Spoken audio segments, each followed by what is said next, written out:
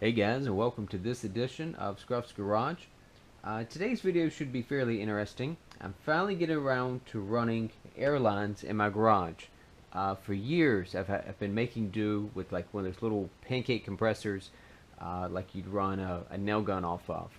Well, the one I had, obviously it didn't even work that great to begin with, especially for running something like an impact gun.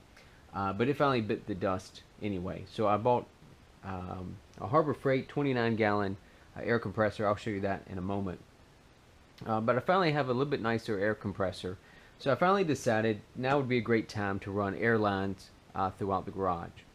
So I thought I'd give you just kind of an overview of what I'm going to do. Obviously your setup will be specific to the space that you're working with. But I'll at least show you the basics of what I'm using and why I'm using it, and then you can adapt that to your specific space that you're putting together. So I started with the RapidAir. This is it's a starter kit, part number 90500, and you get a number of good components in here that get you started, and then you can supplement that with additional bits and pieces. Kind of depends on what you need. So in this kit, obviously you get 100 foot of the flexible blue airline. You get this nice little cutter tool that you can use to cut the line so you get a nice square edge. Let's see, you get 2 outlet blocks. So that's these guys. This is the aluminum block here. I've got this pre-assembled. I was kind of test fitting some things, making sure I've got the right bits and pieces. But you get 2 of these outlet blocks. You get the manifold block. That's this guy. There are 4 outlets on this kind of a manifold deal. Obviously you can configure it like you need, but all of the outlets are 3/8 MPT. Same thing on this. They're all 3/8 MPT. You get 6 straight male connectors. That's these guys. They're 3/8. You get 4 elbow unions. That's these guys over here. And these have a nice little spot where you can mount it with a screw. So you can mount it to the wall. That way this holds in place. You get 2 valves. So you get these drain valves at the bottom. That's these guys here. You get 2 of those. You get 2 of these brass nipples. So depending on what kind of coupler you had, right? Obviously this has the male thread, but if the coupler you had only had female threads, you could use one of these couplers. It's male to male, so it could screw into this and then screw into, if this had female threads, you could use it that way. You get 2 of the brass, the 45s, right? So when you mount it like this, you can see how the 45 mounts. And you get 3 of the brass plugs. So depending on your setup, you may not use all of the ports, and so you may need just a block off plug.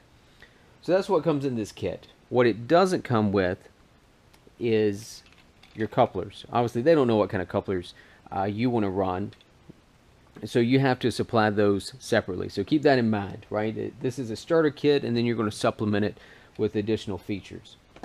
So here's the other upgrade I'm going to make.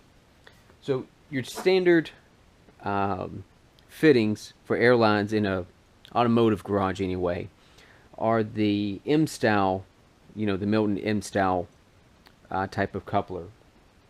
What I'm going to see, if you can see the little kit, this is their V-style, and they claim it flows 70% more air, and I'll be honest, I believe it. So let's see if I can get this where you can see it. I don't know if you can see the size of the opening. This is the old M-style, and then this is the V-style opening. It is significantly larger. I was talking to a coworker, and he highly recommended these, and as I got looking at them, I realized these are just a significant improvement. So much more airflow through these. But to run these, you do have to change over your entire system. So this was a perfect time for me, and they sell this little kit. This is S314VKIT. You get a whole little kit of assorted pieces. They have a couple of others if you don't need all of these fittings.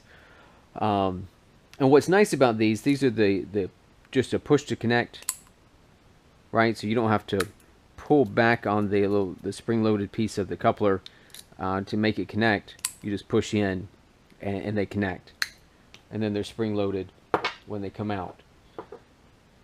So that's the couplers I'm going to use, right? It doesn't come with the kit. You'll need to add those. And then as you lay out your system, you've got to determine how many drops do you need, right? How many outlets are you going to run? This kit comes with 2. Do you need more than that? If so, you can buy all of these components individually. And then, of course, you may need T fittings. You may need more elbows. These bags over here are these little mounting brackets. You can see that. Just helps you mount the line up on the wall so it's not sagging as it runs. I actually bought 3 bags of those. They come 12 in a pack. It's the RAA 20200 and little mounting clips. So I've got 36 of them, 100 foot of line. Lets me mount a little clip about every 3 foot or so. I'm not sure how many I'll need, but I have them if I need them. And of course they have different type of like elbows and couplers. Some of these are threaded, right? So they have a 3/8 MPT male thread on them, and then it's a 90-degree elbow. So you just kind of, what I'd recommend. So I did multiple, but I laid out my garage, and then I determined, well, here's my compressor. I'm going to do an outlet here, and then I'm going to do an air hose reel over here. So what pieces do I need? Really just sit down and lay it out, and think about the type of fittings that each connection is going to need. Is it MPT? Are you going to need an elbow? Are you going to need a T fitting? And then also keep up with, so all these couplers are 1/4 inch NPT, but all of the airline stuff are 3/8 NPT. So just keep in mind, keep up with what you're working with, and every so often you may need an adapter. I had to run to Lowe's.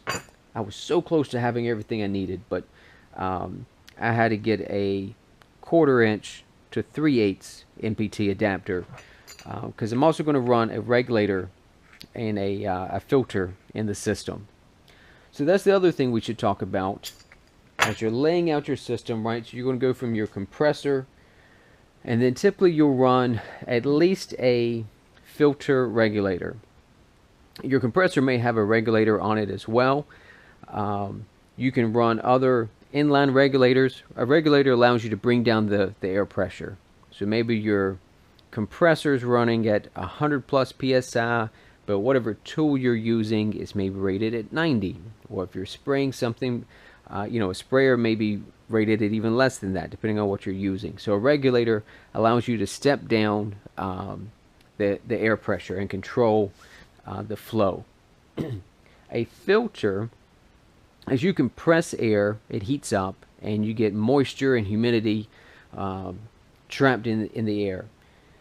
And what I really appreciated when I took some of my old airline fittings apart is that moisture in there creates a lot of rust inside your fittings, and of course that means it's happening in your tools as well. So running a filter in line helps filter out some of the water vapors that get trapped in the heated air.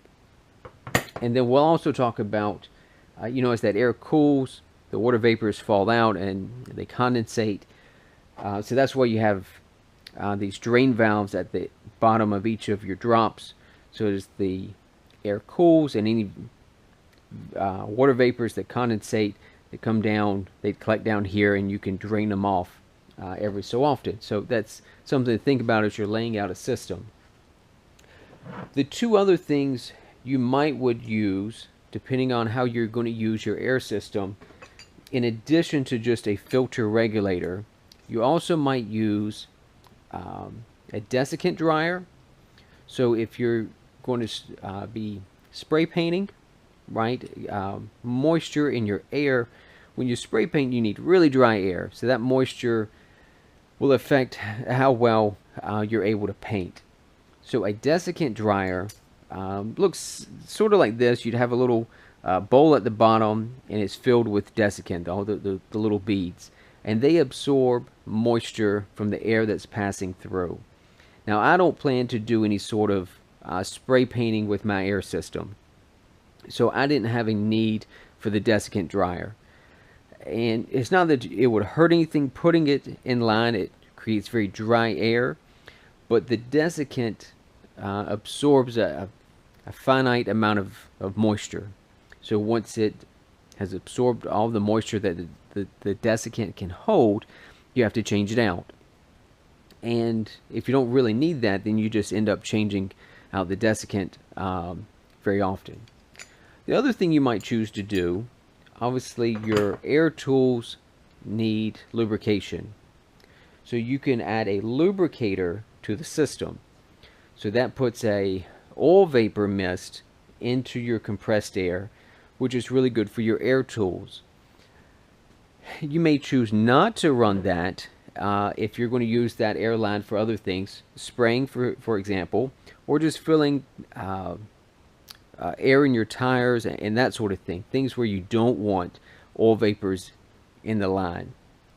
So you can get really complicated and really fancy with how you set these things up. You could have a wet line that has the lubricator in it, and then you could have a dry line where it doesn't have lubricated air. You could have a dedicated line that has the desiccant dryer in it if that line's going to be routed to a particular area where you have a spray booth. Right, you can set this up however that you need to. For me, I'm setting it up just doing basic automotive work in the garage. I will manually lubricate. I'll put oil in my air tools when I use them. I just want clean, dry air. I'm not going to run a desiccant dryer. I'm not spray painting. So for me, just a filter regulator will be sufficient. But again, for you, you've got to figure out what you need. Alright, so we've covered that. We've covered what comes in the kit. The upgraded V-style couplers. We've talked about the regulator. And I'm also going to mount a air hose reel. So this is a 50-foot air hose reel. That'll be nice. I can get my airlines air hose up off the ground. That should be fairly well. This came from a company called MaxWorks. I think I ordered it on Amazon, if I recall correctly. Again, you have to pay attention to what's 1/4 inch MPT and what's 3/8 MPT. So again, your fittings, these are 1/4 inch, but this line is 3/8 rubber hose, and it has 3/8 MPT fittings on the end. So obviously, I can't mount this. So I had to, actually thought ahead and I ordered this, but you could go to Lowe's and buy this as well. But it's a 3/8 female to 1/4 inch MPT male adapter. So I'll be able to mount these together.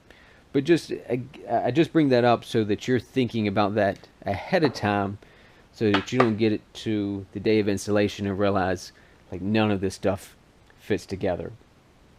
So I'll get started. I'll show you a couple of the different areas. You don't have to see everything I'm doing because your garage is going to be different than mine. But I'll show you a couple of the key areas of how I go from the compressor to the regulator to this manifold block, how I'm going to set mine up. You can mount this in a couple of different directions, but I'm going to have a line coming in, a line going out, a line going out to an outlet, and then I'm going to have a drain on the bottom as well. I ordered an extra drain because right, you've got two of these, they both have drains, but I wanted to put a drain on the bottom of this because this is going to go all the way to the ceiling. So it's going to be a long run vertical, so as that air is cooling, any moisture that cools and drops out of the air, right, it's going to run back down the line, and I want to be able to drain it. So we'll talk about that more as I start installing things. Okay, so step one over here at the new compressor. Like I said, this is the Harbor Freight 29 gallon 2 horsepower. It's oil lubricated. I did the whole break-in procedure. But anyway, I'm going to change the coupler coming off. Right, it's got a regulator off its manifold. But I'm going to go ahead and change this over. Right, and here's the V-style fittings. Apply a little bit of Teflon.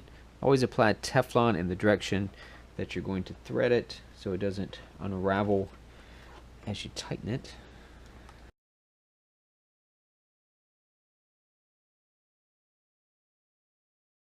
Okay, so the way I'm going to set this up, I've got a short, this is a 6-foot rubber hose. Sometimes it's called a whip hose, but it's just a short hose. Right, so we're going to go from the compressor short run to the filter regulator that I'm going to mount.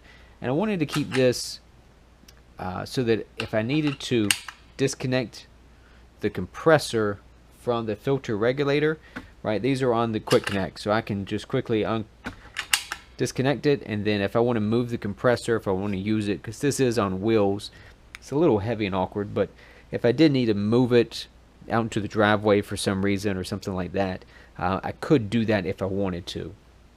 Alright, here's how we're doing so far. So we've got, of course, the air fitting changed out on the compressor. We've got the whip hose that runs back there to the regulator. Got the regulator mounted on the wall. The regulator to the manifold assembly. Got the manifold assembly mounted, and then I've got it run over here to my first distribution block where I can plug in an air hose. Of course, it's got the drain valve there on the bottom as well. So all that's mounted up. Not too bad. So the next step, we'll actually go up off of that. That will go up towards the ceiling. I got to move a few boxes so I can get up there to work, but that's how things are doing so far. Okay, just a little bit of progress. So I ran the line the length of the garage. I used a retaining clip to hold it up every other rafter, if you can see that, which I believe these are 24 in center, so that's about every 4 foot, but that seemed to work out. There's no sag in the line. And hopefully you can see that up in the corner. I used an elbow. Then it runs along here over the garage doors. Comes to a T fitting and then comes down to the air hose reel. If you're mounting an air hose reel, I used a couple of 2x4s that are bolted to the wall, and then at least the air hose reel that I got uses 1/2-inch mounting hardware, obviously not included, so I had to run to Lowe's. Those bolts are, like I said, 1/2-inch diameter and then 2.5 inches long. So it goes through the 2x4 plus the nut, and I used a washer on the back side and a lock washer on the front side, and that seems to hold them very nicely. I used a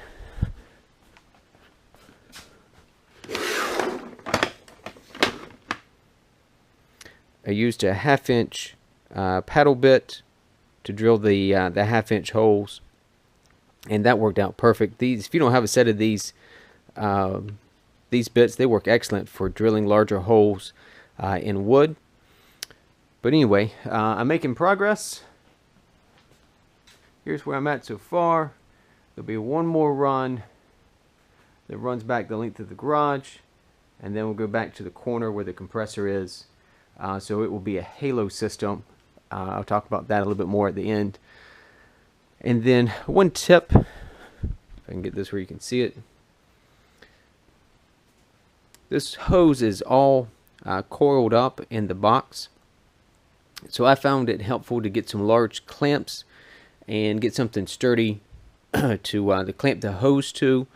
I actually let the long run sit overnight because I had to take a break anyway. But if you clamp it and then, you know, clamp the other end, something like my table saw, then it stretches it out nice and straight for you, and it's a little bit easier to measure the pieces that you need to cut. It's hard to measure it when it keeps wanting to coil up on you. So that's just a little tip to help you get the pieces measured correctly, because I'm going to be very close to needing exactly 100 feet to do my system. So I don't want to cut anything any longer than it has to be. Okay, so I'm finally finished. So you can see the air hose reel, and then I finished up the loop. It goes, that didn't make you dizzy, across the garage, and you can see how that tees in. It comes over to a little elbow, and then that comes down, and I mounted an outlet there. So that's right here by my drill press. So I've also got one of the flexible air hose coils that I can run a blowgun with. So if I'm working on the drill press, I can clean things off. And of course, I'll walk over here. I've mounted an air outlet over here. It's a little dark under here, but you can see the filter regulator.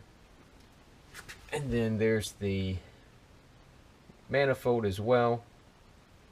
So at the bottom of this long vertical run, there's a drain.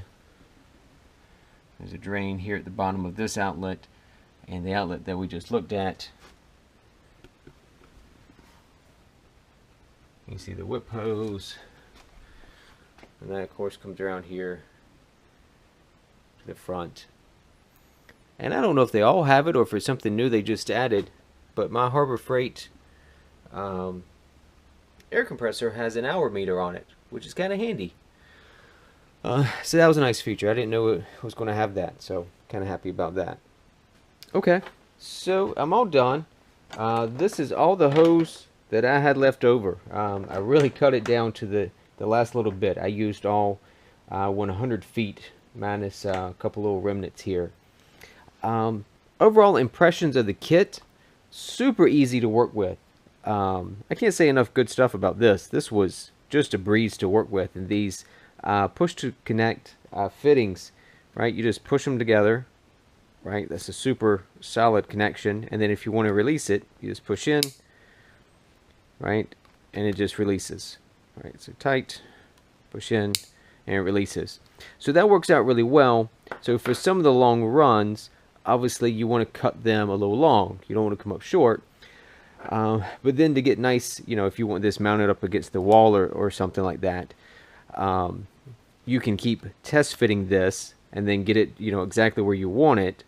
So you keep pulling it back out, and you can trim off, you know, 1/4 inch at a time, whatever it is you need. And so when you're done, all your connections and stuff are perfectly flush at the wall, and you don't have a bunch of extra hose bunched up or something like that. So the ability to take it apart is really nice. This stuff is also really easy to cut. So they give you this included cutter. You see the little razor blade that's mounted in there. You set it in there like so, if you can see that. You just press, and it leaves a nice square cut, because that's what you need inside these fittings. If it was at some funky angle, you wouldn't get a good connection in there. I had a couple little, you know, this the nipple fitting and one of these brass plugs. I had those left over, but everything else I really used. I still have some fittings left with the Milton V-style fittings, so I've still got some more I can convert over other air tools that I have. Obviously I've already converted over this and my air chuck for filling up tires and that sort of thing. These clips worked out really well. They support the line nicely and hold it up nice and tight to the ceiling or to the wall. I used some number 8 3/4 inch long wood screws, and that seemed to work really well for mounting those. And then So the elbow fittings and the T fittings, they have little mounting points. Again, I used some number 8 wood screws, 1 3/4, 2 inch long. Worked out just fine to mount these and hold it very securely. Doesn't take much. The system's very lightweight, so you're not supporting a bunch of weight. We didn't talk much about it earlier, but when you're picking out a regulator, there are some specifications. There's a maximum flow rate, so this one from RapidAir that I got can flow up to 100 CFM. The port size, like I said, were 3/8 MPT on both sides. Maximum inlet pressure 175 psi.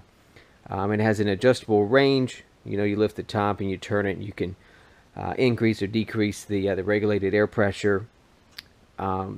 It's down to a 5 micron filter rating. That's one of the variables I saw as I looked at different filter regulator combos, was the micron rating for the filter. So any dust particles or whatever that's in the compressed air, this will filter out down to 5 microns. And this one has a manual drain. You can get really fancy and get the automatic drain, stuff that will drain every night or once a week, whatever you want. I didn't really have that need in my system, but that's an option for you if you need it. So my final piece of advice, this is just my garage, but I sat down and I spent a lot of time in the planning stages, figuring out, you know, how many T fittings do I need, how many drain valves, how many outlets. You know, the kit is a good starting point, but you do need to fill out some additional pieces depending on what you need in your garage. So spend the extra time planning. Think about all the different size fittings, from 1/4 inch MPT to 3/8 MPT, or 1/2 inch, whatever you do with your system. Really think about all the pieces you need. That way when you go to put it all together, for me this all went pretty smoothly. It's just a matter of assembling things. I didn't have to figure anything out. I kind of already had a game plan laid out. I knew exactly what I needed and where and how I'd use all the ports on that manifold. Excuse me. So do your planning piece of it first. You know, I spent a couple days working on that. Figure out how much hose you're going to need. I know my garage is 23 by 23, so I could start figuring out how much line I was going to need. If you plan it really well, then the assembly piece of it goes pretty smoothly. So that's what I did for my air system. I'd love to hear about what you guys do in your garage. If you have any questions, of course, as always, hit me up in the comments. I'll answer anything that I can. So thanks for tuning in to Scruff's Garage. We'll see you next time.